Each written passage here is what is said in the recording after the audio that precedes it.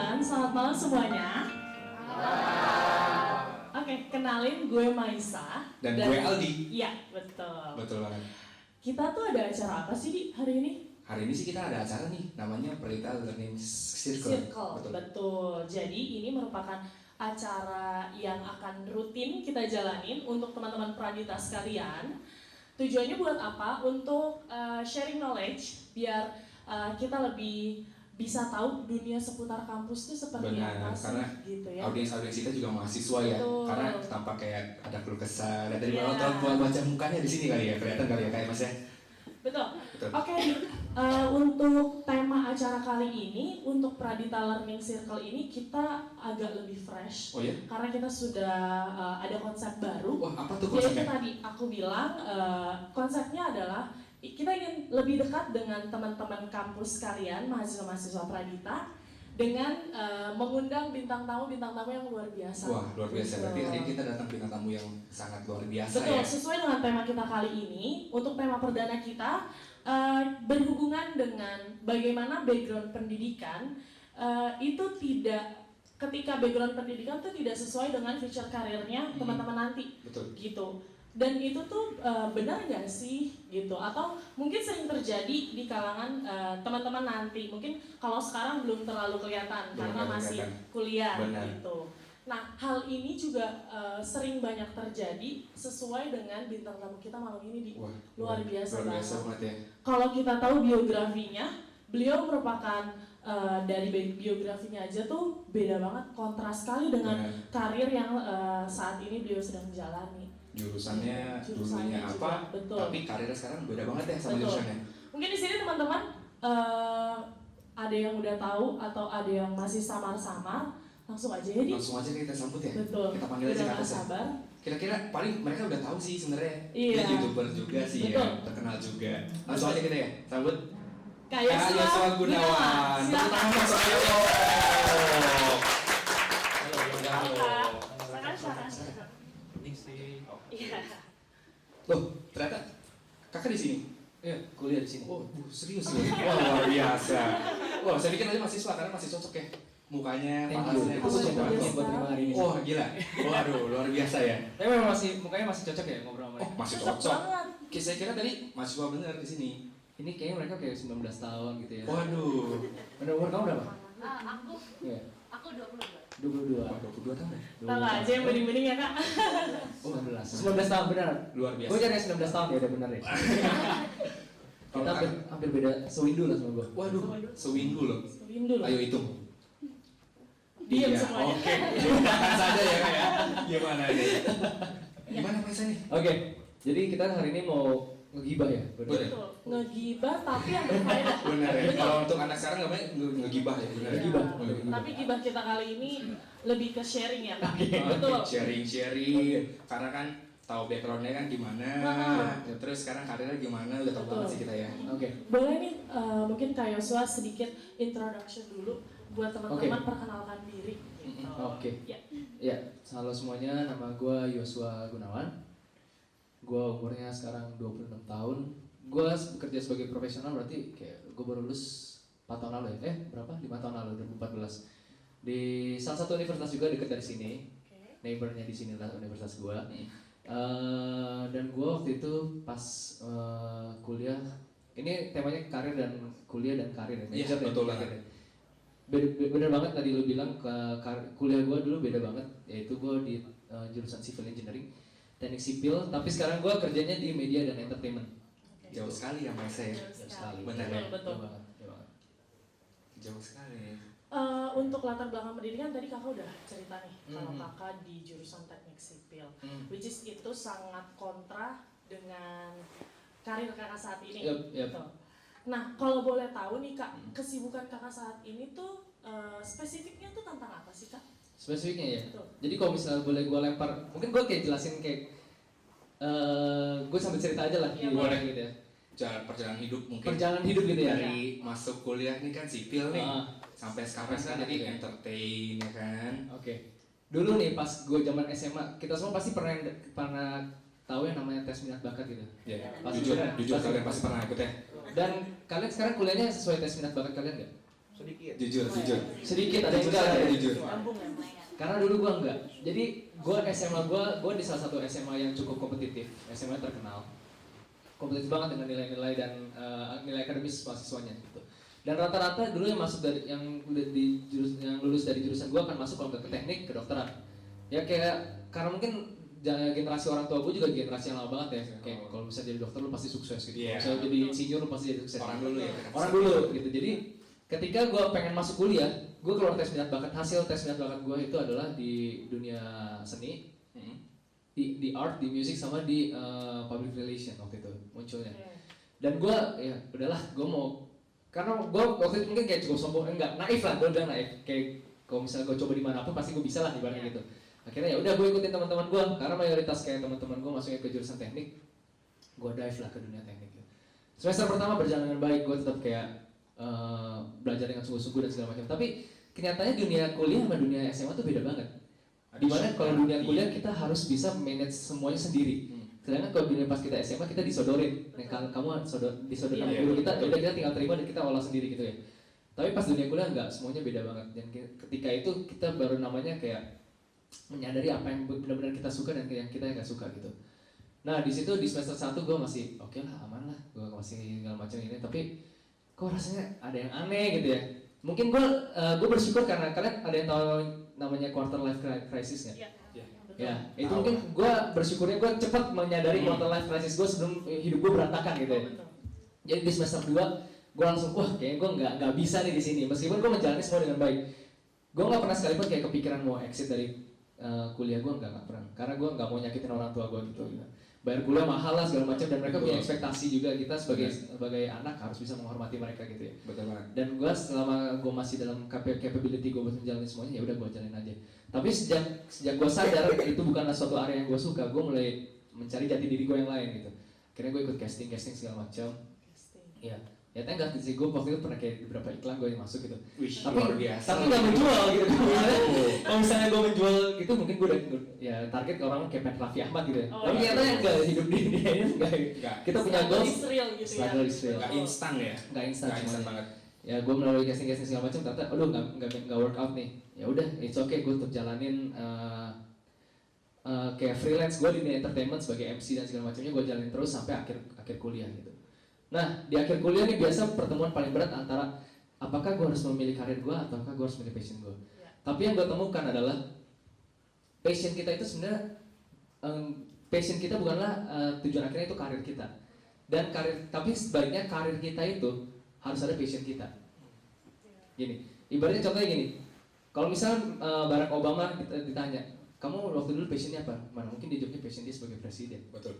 Bener kan? Bener banget. Tapi sekarang karir dia sebagai presiden, dia harus punya passion buat mengelola negara ini gitu. Jadi kayak passion kamu itu nggak equal sama karir kamu, tapi karir kamu harus ada passion kamu. Di situ. Wah, kayak keren banget, catat itu. Keren banget nih, quotes of the day. Gede banget ya. Gue mikir itu 3 hari, jadi kan harus catat. 3 hari loh guys. Tapi gue memang kayak sering baca-baca buku, artikel ya kayak yang self motivation gitu buat motivasi diri sendiri. Karena kita perlu kayak menstimulat diri kita sendiri. Kalau kita memang udah mulai menurun, kita harus stimulat diri kita sendiri. Dan cara gue buat stimulat diri gue sendiri kayak gue baca kayak motivation quotes kayak segala macam gitu. Nah itu penting banget. Jadi di situ ngingetin gue apakah yang sebenarnya harus gue pilih nih. Kalau gue boleh sombong dikit, dulu tuh meskipun gue kayak nggak suka dengan pelajaran teknik sipil, tapi gue memiliki academic result yang bagus banget. GPA gue cukup oke dan segala macam. Jadi waktu itu sebelum gue lulus, gue udah dilirik salah satu developer properti, tetangga developer ini. Asik. Jangan sebut merek. Iya, Tidak sebut merek. Aman kan? Aman kan? Dari kan ini videonya. Tenang. Gue dilirik sama mereka buat bukan internship lagi, mereka mau full time gue di sana dengan nilai gaji yang fantastis banget. Waktu itu kan kemarin anak UI ada yang 8 juta nggak mau gitu kan? Nggak mau, sombong banget ya. Sombong banget. Tapi waktu itu mereka nawarin gue 2 kali lipat harga itu. Wow. Lu percaya nggak? Wow. Kalau misalnya dari lu sendiri sih gue percaya. Gitu ya, karena gue nggak ngomong di sini ya. Bukan aja ya. Iya. Jadi waktu itu mereka offering gaji ke gue fresh graduate hampir 15 juta. Wow. Dan gue menolak itu. Oke, padahal sudah sesuai dengan background pendidikan. Sesuai dengan background pendidikan. Betul. Orangnya sampai bingung, dia bilang, dia kayak ya namanya juga hiring kan, mereka kayak pasti put diri kita setinggi langit kan, kamu bagus gini gitu kan. Tapi nanti pas masuknya didik enggak bercanda. Kalau kita mah gaji UMR sih udah seneng banget ya. Nah, Jangan sebut, nggak boleh. Boleh dilanjutkan kan? Boleh. setelah dia offering gue, dia bilang ini offering gaji tinggi banget, dia bilang kamu kalau misalnya kamu nolakin kamu ya ibaratnya gila lah gitu. Bahkan general manager di sini aja dia bilang gajinya tuh belum segini, dia bilang gitu. Kamu fresh graduate kita gaji segini tuh udah luar biasa banget gitu. Dan job description-nya masuklah dengan apa yang bisa gue pelajarin gitu buat di karir path gue. Tapi gue nolak waktu itu. Karena gue sadar pas gue kuliah, gue nggak bisa menikmatin proses perkuliahan gue dengan baik. Meskipun gue belajar dengan baik dan gue lulus tepat waktu segala macam, tapi gue nggak bisa menikmati prosesnya. Padahal journey kita sebenarnya yang paling penting adalah ketika kita bisa menikmati proses. Bayangin ketika lu hidup 20 tahun, lu kerja di karir yang nggak lu suka, apakah lu kira-kira masa tua lu akan bahagia? Enggak sih. Gitu ya? Ya. Itu kayaknya jawaban yang pasti gampang banget buat dicerna setiap orang, bener nggak? Benar. Dan akhirnya ya udah, gue be true to myself gitu, dimana gue harus coba nih apa yang gue suka. Kalau meskipun gue gagal di sini, ya udah, at least gue tahu gue bukan di sini karir gue, ya udah, gue akan balik lagi ke ini. Betul. Gitu. Gue lebih prefer gue menyesal karena mencoba daripada menyesal karena nggak mencoba. Wih, quotes of the day lagi Quotes nih of the guys. day lagi, Catat guys. teman-teman. Instastory boleh sih, jangan lupa tag gue. Ini waduh, luar biasa orang ini ya. Kemudian jadi sampailah kakak untuk memilih passion gue di bidang media dan entertainment. Yep. Gitu. Nah, Yep. dimulai awal karirnya tuh seperti apa sih kak? Lika-likunya Oke. Iya. dari mulainya seperti itu gimana? Jadi awal karir gue itu adalah gue setelah gue lulus dari jangan saya nyebutkan itu. Jangan disebut. Jangan Kak. sebut kampus Betul. itu dan menolak Itu. kerjaan dari developer itu. Jangan disebut juga ya kak. Gue kerja sama my older brother. Kebetulan dia running Oke. agency. Mm-mm. Dan gue bilang, agensi kan ada mirip-mirip juga nih, ada media dan entertainment, udah gue coba. Dan kebetulan pas gue masuk ke agensinya dia pengen expand bisnis lainnya, yaitu pembuatan production house. Di situ waktu itu 5 tahun lalu tuh YouTube belum ada sama sekali lah, belum terkenal sekarang lah. Atta belum naik Halilintar banget ya. belum lahir waktu Iya, itu. betul, belum ada lah dia mah. Ada hujan doang kalau misalnya lahir ya. Oh gitu ya. 5 tahun yang lalu waktu itu belum ada apa-apa, dan bisnis lainnya Koko gua pengen expand ke production house. Kita bikin portfolio music video karena memang production house kan bikin iklan segala macam Iya. gitu ya. Kita bikin music video yang ibaratnya adalah music cover karena kita nggak ada artisnya. Iya. Ya udah, kita bikin dengan talent kantor sendiri, orang-orang kantor sendiri yang bikin, dan tim visual dan segala macamnya juga ala kadarnya gitu kan, karena kita nggak hire kayak director yang profesional dan fotografer dan videografer profesional. Kita bikin dari talentnya kita sendiri dan sumber daya kantor sendiri. Kita launching lah di YouTube untuk video. Kalau boleh tahu nih kak, mungkin yang lain juga pasti penasaran sih. Mhm. Musik video namanya YouTube-nya tuh apa sih? Nama channel channel YouTube-nya adalah Eklat Story sekarang kalau Ada kamu tahu. ada yang tahu nggak nih teman-teman di sini? Oh, ada yang tahu. Oh, Oh, di iya. mana sana ada yang tahu? Wah, luar biasa. Kalau boleh sombong sedikit nih, Eklat sekarang sebagai kalau bukan persona ya, kita bukan kan banyak digital persona sekarang kayak misalnya kalau misalnya tahu Cynthia Gabriela gitu segala macam. Tapi kita kan ada di bisnis lain di mana musik itu profesional ini kita sekarang paling tinggi di Indonesia. Wow. Gitu. Tepuk Boleh tangan tepuk dong. Dengar juga subscribernya juga hampir 700k ya? Iya. Wih, di luar biasa. Berapa lama perjuangannya? 4 tahun. 4 tahun. 4 tahun. Luar biasa. Jadi Dengan pas background teknik sipil. Luar biasa. Luar biasa. Jomplang sekali ya mas ya. Betul. ketika gue ngeluarin bareng agency itu music video pertamanya Eklat, music video pertama Eklat, kita nggak dapat respon yang cukup oke, yang sesuai keinginan kita gini. Makanya waktu pas tahun pertama kita bikin music cover, itu kita cuma ngeluarin 4 video doang. Tapi ini here's the thing, dimana ketika kita benar-benar true sama passion kita dan benar-benar true sama apa yang kita suka buat kita jalanin, percaya aja deh, pasti ada orang yang appreciate sama hard worknya kalian. Itu percaya banget. Ini bukan kayak, ini udah di luar kayak kemampuan matematis ya, kayak ketika gue harus deketin lu, gue akan dapet ini baik. Enggak, ini out of nowhere ya, gue cerita beneran nih. Jadi salah satu orang yang mengubah hidup gue banget itu dia adalah orang namanya Ririn. Dia adalah orang Google Singapura. Oke. Pernah ketemu?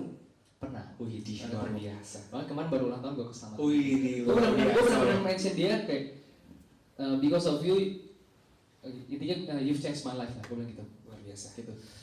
Dan ya itu maksud gue adalah ketika kita expect nothing dan kita be true to ourselves ketika kita lakuin apa yang kita suka, langkah-langkah kecil yang setiap yang kita sukain itu kita nggak tahu big step berikutnya ternyata tuh gapnya tuh jauh banget dari yang sebelumnya Jauh gitu. banget. Akan membuat perbedaan segitu besar dalam hidupnya kita gitu. Jadi tahun pertama cuma lompat video gitu, kayak siapa lah lu. Tahun kedua gue dapet telepon dari Google Singapura di tahun kedua. Itu gue mau di bulan Januari. Dia bilang, ini production lu gila banget gitu. Karena waktu levelnya itu zaman itu semua orang cuma akan bikin music video itu, music cover itu kayak selfie doang taruh. Iya, Gitu ya. Kita benar-benar kayak bikin music video benar-benar proper, kita studio session dan segala macamnya. Dan itu mereka appreciate banget. Kita cuma 4 video dan gue dapet telepon dari Google, tolong banget lanjutin ini lu karena kita aja di sini demen banget buat ngeliat karya lu gitu. Dan lu bakal bisa jadi inspirasi buat banyak orang. Di situ gue tergerak banget. Perasaannya gimana setelah dari denger? Wow gila. Padahal dia kan nggak ngasih gue kayak uang nih. Iya. Dia nggak ngasih gue apapun, tapi cuma bentuk apresiasi gitu. Apresiasinya ya. Dan di situ gue kayak sadar, wah ternyata happiness seseorang itu tuh bisa diukur dari apresiasi. Gitu. Ketika lu dapet diapresiasi sama orang tua lu, itu happinessnya muncul gitu. Itu menurut gue happiness bisa diukur dari situ. Dan di situ perubahannya ketika dia abis ngomong gitu, kita langsung satu bulan kita bikin dua video. Oke, jadi udah mulai konsisten nih Kak. Udah mulai konsisten. Ya, betul. Udah mulai konsisten. Sampai akhirnya di tahun ini kita udah ngerasain banget kan pendapatan kita dari YouTube tuh udah oke banget gitu. Kalau misalnya dibandingin sama vlogger, mungkin kalian bisa bandingin. Ya ini buat kalian semangat aja gitu ya. Kalau misalnya kalian tahun-tahun nama-nama besar di YouTube Indonesia, ya ibaratnya kayak Just No Limit tau nggak? Iya. Tahu lah ya. Just No Botak. Iya, siap. Ya, itu kan mereka kan kontennya nggak bisa dinikmati berulang kali. Sedangkan konten yang gue buat adalah konten musik di mana Alfamart aja nyetel, Indomart nyetel, Gramedia nyetel, kafe-kafe nyetel, dan itu tuh repetisinya tinggi banget. Meskipun gue subscribernya jauh di bawah mereka, penghasilan gue di YouTube bisa setara dengan mereka gitu. Luar biasa, tepuk tangan dong. Itu. Semuanya.